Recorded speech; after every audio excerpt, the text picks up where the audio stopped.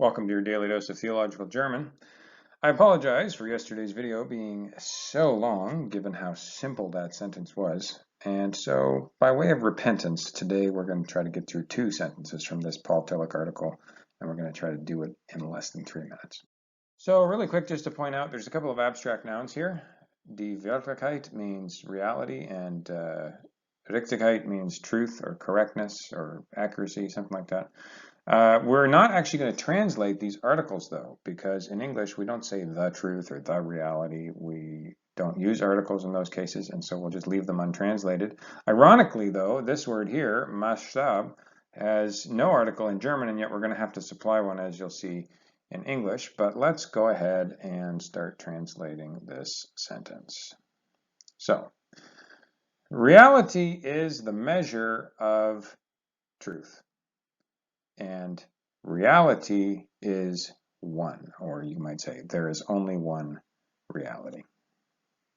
So then it says from or of to, and here's an interesting word. I want to just draw some attention to some morphology. Anytime you see this END, end, you're often dealing with an adjective or a participle, a present participle functioning as an adjective. And actually it gets a bit ambiguous what's what, because just like in English, participles will be used as adjectives all the time in German, and sometimes so much so that they get frozen as an adjective and they never actually appear as a verb.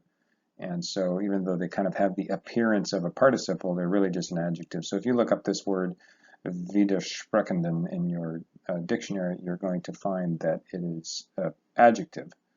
But just like in English, I'll actually translate this with the word conflicting, which is also technically a participle in English, where you take the verb to conflict and you put an ing on the end of it.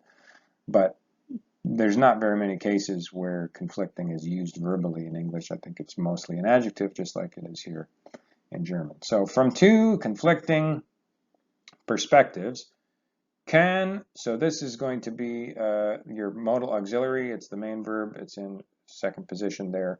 And so it takes up this infinitive sein at the end.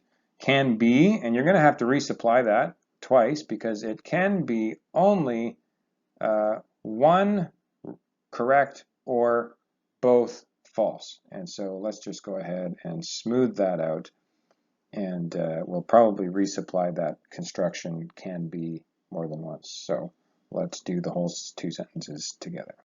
So reality is the measure of truth, and there is only one reality.